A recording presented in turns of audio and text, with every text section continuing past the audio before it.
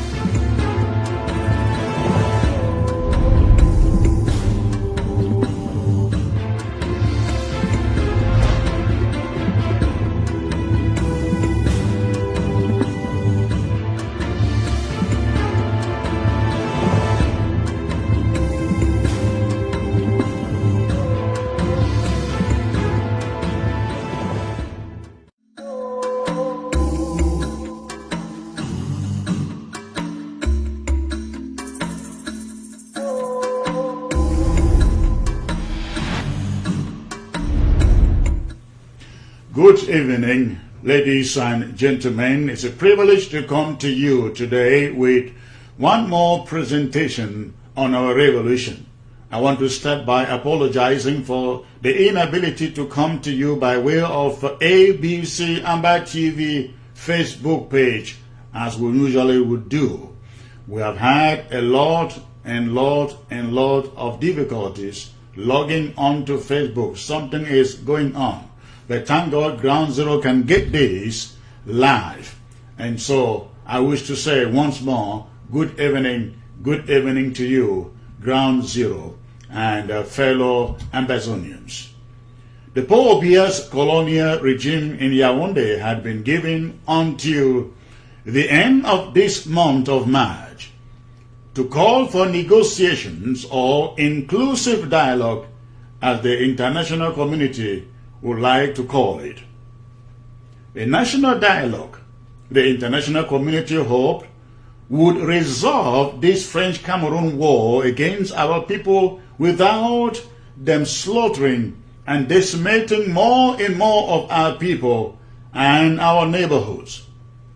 The demand was issued in December by leaders of major world powers, including United Nations officials, concerned by the degree of massacres in Ambazonian by French Cameroon soldiers. We are in the middle of March.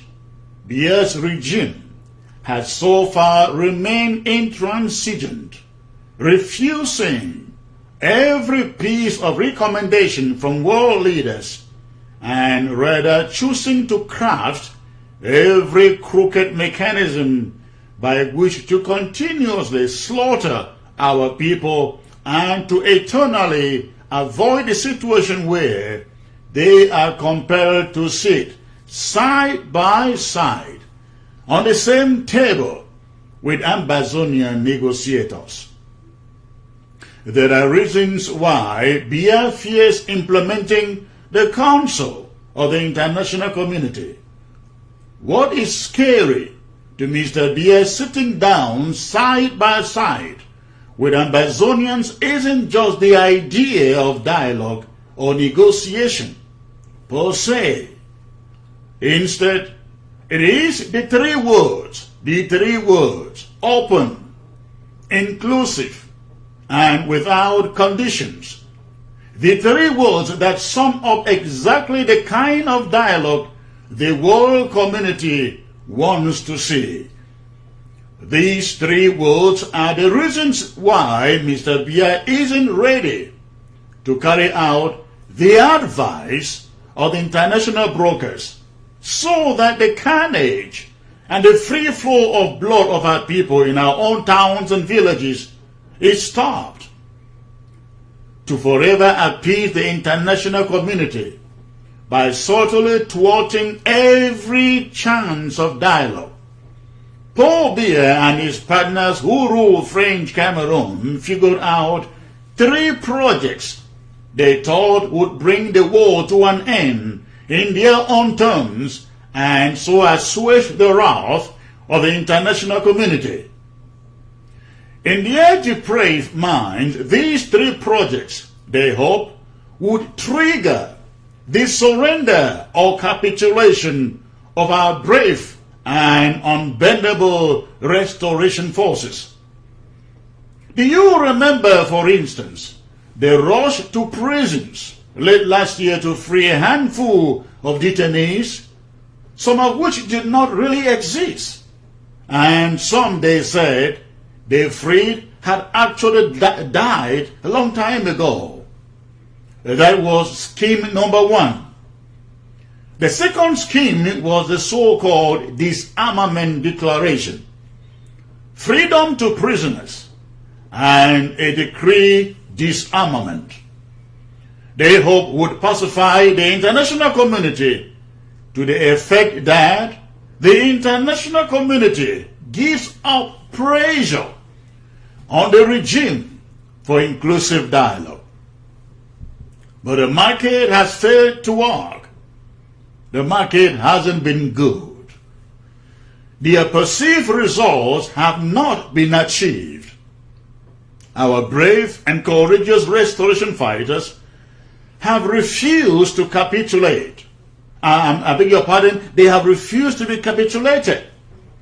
Carrying mere Dane guns, they have demonstrated that victory in warfare doesn't necessarily depend on training, on skills, on money, amount of machinery and ammunition, but on the morale, the bravery, the determination, and above all, the justness of the cause. Supporters of French Cameroon, please get this one thing right. It isn't the guns and the audacy that have kept our restoration forces doing exploits and prevailing against a trained and well-funded army behaving like terrorists. It is resilience and determination. It is the joy of knowing that they fight a just cause. That is what is keeping them fighting.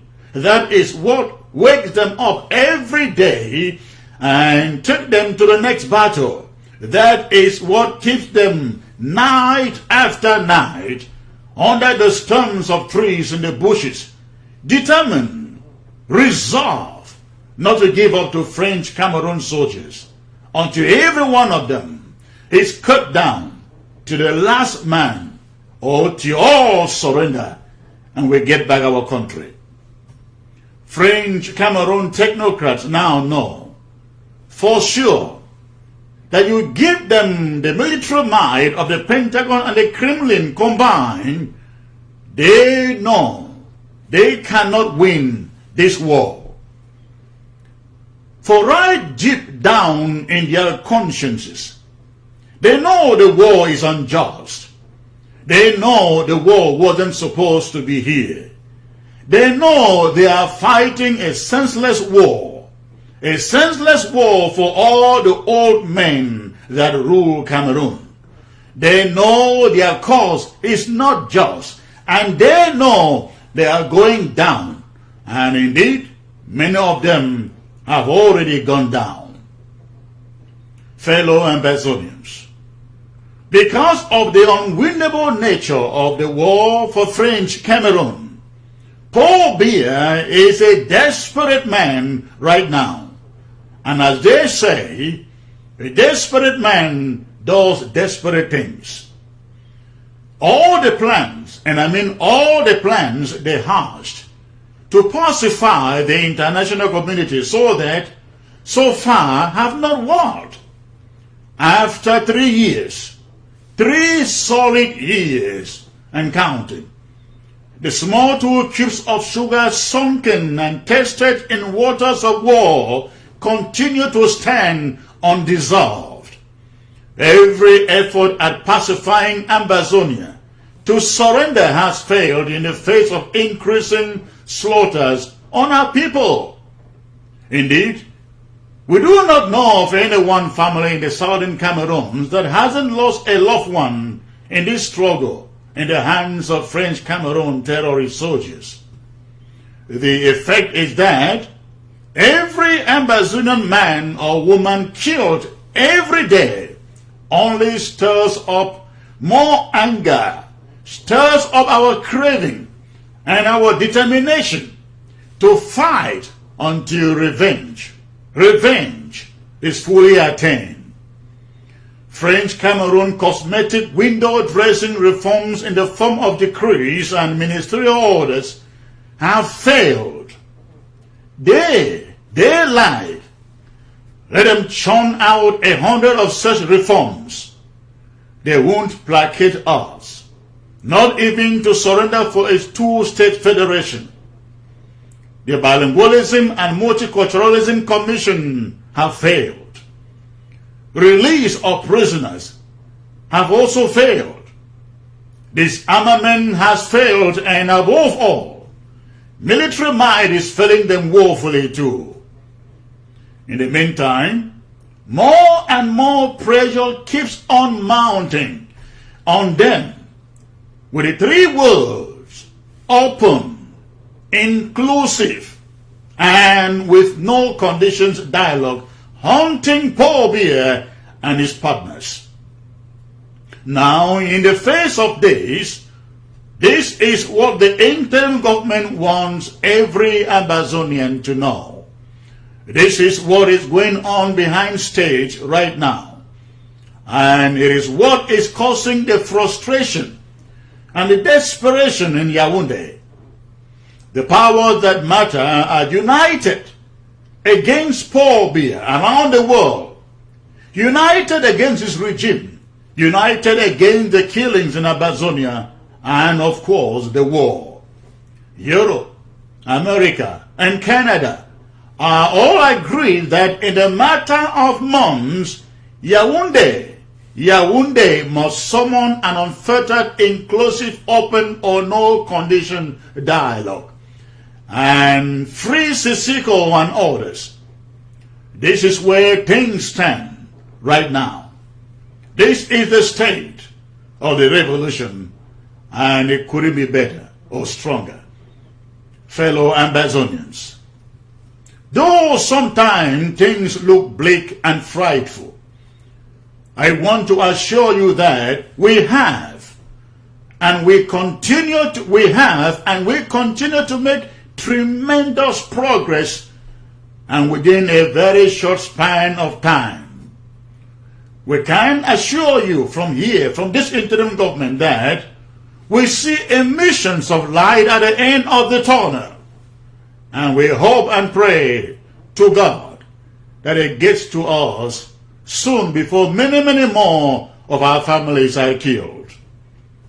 Having said this, permit me to make a special appeal to the many of you who are about giving up and losing hope on this struggle.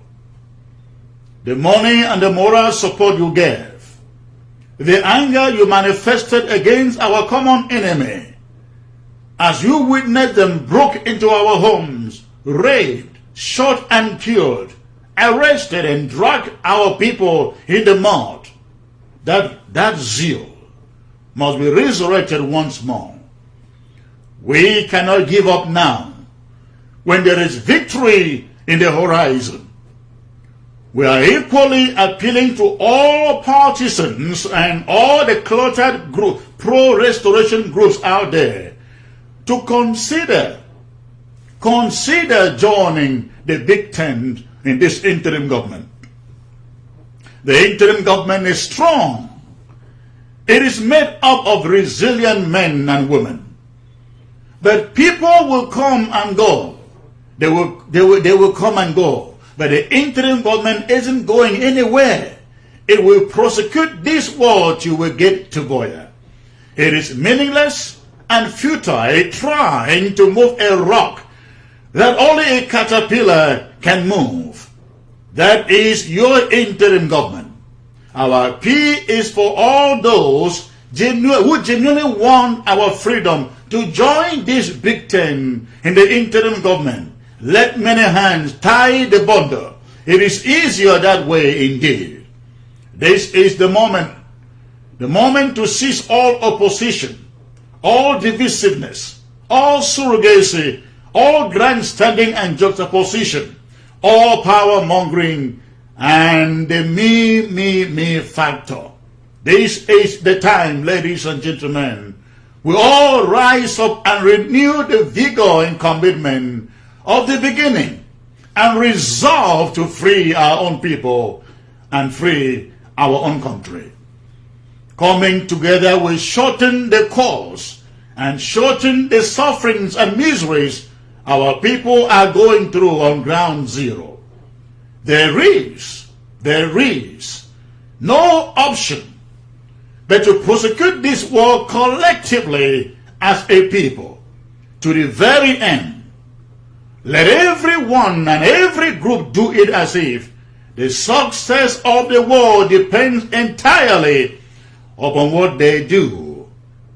If nothing moves you to collaborate with this interim government, let the countless many who have been killed by French Cameroon wars stir you up to stand with us.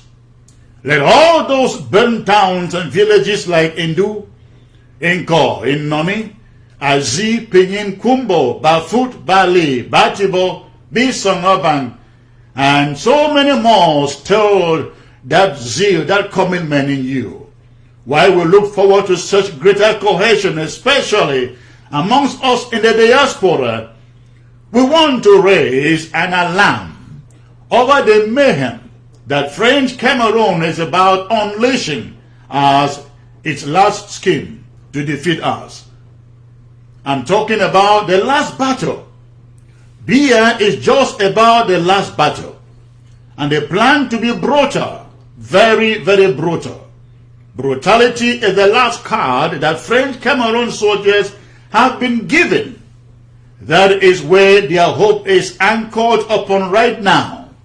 They hope that employing worse brutality on our people between now and May, that they will wipe out anything and everything, especially male Ambazonians, will finally give them the victory. That will finally give them the victory they need. And as such dictate the terms and trust, thereby ignoring the international community call for inclusive dialogue. Dozens of our communities in both zones having restoration forces have camps. Their camps have been mapped out, and French Cameroon forces will use them as pretext to decimate entire villages, as we have seen very recently in Nkor, Bafut and Kumbo. The interim government is warning the populations in rural Ambazonia that desperate Biya is about to use the presence of restoration fighters camps in your community to wipe you out, hoping that in such an exercise the restoration fighters are caught up in it. Biya is not about delaying this action. In fact, it has started already. Bafut must take note. Batibo, Pinyin, Bui, Lebialam, Indok, Bali, Ekona, Bisongaban, Mbonge, Moyoka, and other areas in India, Kumbo too should take particular note. Take measures. Again, everyone, take measures to secure your family. And restoration forces should take immediate move to relocate, strategize, and be on the offensive. Listen to me, fellow Ambazonians. What is about coming is the battle that will decide whether we win or lose the struggle. French Cameroon's plan is to use every barbaric means to crush the restoration forces, so Biya can then tell the international community that there is no need for dialogue. He would say he has crushed the rebellion, the secessionists, and the terrorists. He would then release Sisiko and others from detention to again pacify the international community. He would then decree a 10 regions decentralization in which he still remains the Alpha and the Omega, with still all powers to hire and fire governors, SDOs, parliamentarians, senators, mayors, and you can name the rest in our territory. To the international community, this interim government would like to state unambiguously that, the express will of the overwhelming majority of the people of the former British Southern Cameroon that we are not going to be forced into any form of federalism with French Cameroon. For 57 years, we have had a very bad experience. There was a time we all coveted federalism.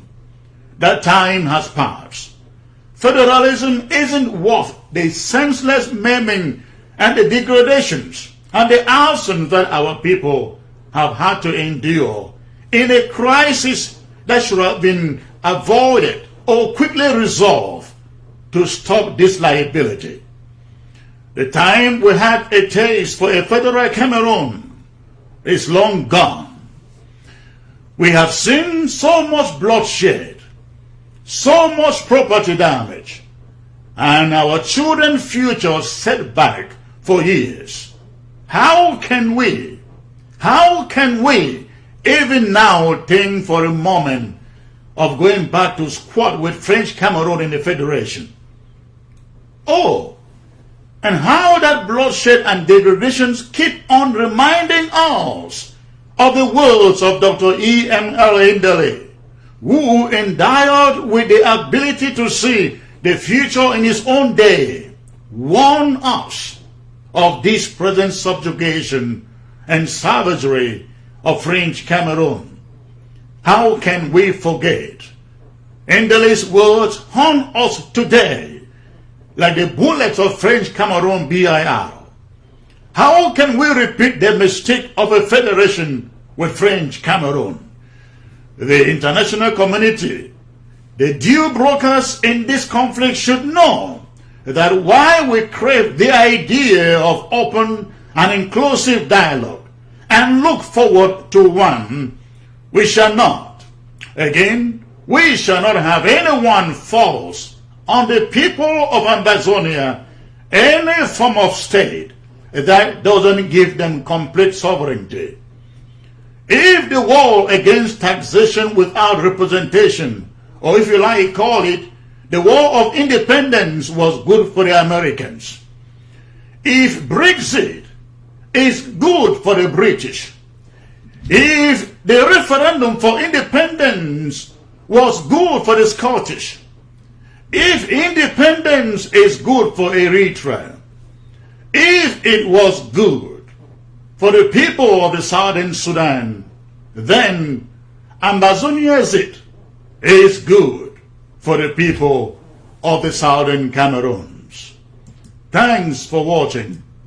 God bless you, and God bless the Southern Cameroons.